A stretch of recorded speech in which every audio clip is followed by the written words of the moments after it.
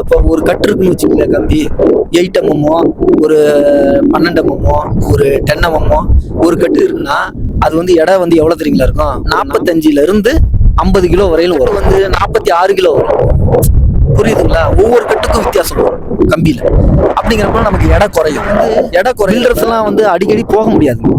ஒரு நம்பிக்கையில பேர்ல தான் நம்ம வந்து ஒரு கம்பி கடையில வந்து நம்ம கம்பி எடுக்கிறோம்.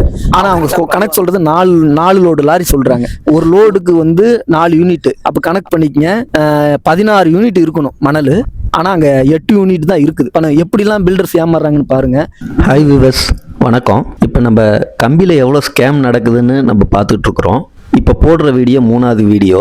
1வது வீடியோவும் இருக்குது, 2வது வீடியோவும் இருக்குது, இது 3வது வீடியோ.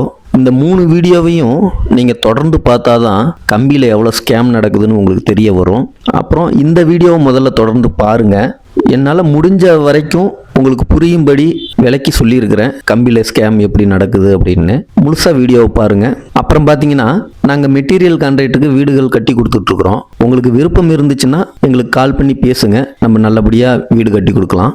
இனி துவங்குவதெல்லாம் இனியதாய் துவங்கட்டும். வாங்க வீடியோக்குள்ளே போகலாம். இப்போ ஒரு கட்டு இருக்குன்னு வச்சுக்கல கம்பி 8 mm ஒரு 12 mm ஒரு 10 mm ஒரு கட்டு இருக்குன்னா அது வந்து எடை வந்து எவ்வளவு தெரியுங்களா இருக்கும்? 45 இருந்து 50 கிலோ வரையிலும் வரும்.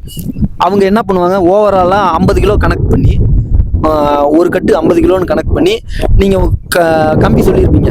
16 mm எத்தனை, 10 mm எத்தனை, 12 mm எத்தனை அப்படின்னு சொல்லியிருப்பீங்க. அந்த கம்பி கணக்கு பண்ணி அவங்க எடை கணக்கு பண்ணி ஒரு கட்டு வந்து 50 கிலோ தான் வரும் அப்படின்னு அவங்க கணக்கு பண்ணி ஒரு அமௌண்ட் சொல்லுவாங்க.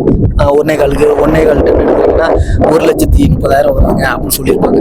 நம்ம என்ன அதை கால்குலேட் பண்ணி வச்சிருப்போம். ஆனால் எடை போடுறப்ப ஒரு கட்டு வந்து 45 கிலோ வரும், ஒரு கட்டு வந்து 43.5 கிலோ வரும், ஒரு கட்டு வந்து 46 கிலோ வரும். புரியுதுங்களா? ஒவ்வொரு கட்டுக்கும் வித்தியாசம் வரும் கம்பியில. அப்படிங்கிறப்ப நமக்கு எடை குறையும். எடை குறையிறப்ப நம்ம வந்து அவங்க கரெக்டாக தான் எடை போட்டு போறாங்கன்னு நம்ம நினைப்போம். ஆனா அங்க வந்து அந்த ஸ்கேம் நடக்குதுங்க. புரியுதுங்களா? நீங்க பில்டர்ஸா இருந்தாலும் சரி, இன்ஜினியர்ஸா இருந்தாலும் சரி, புதுசா வீடு கட்ட போறவங்களா இருந்தாலும் சரி, இந்த ஸ்கேம் வந்து கம்பி கடையில நடக்குது.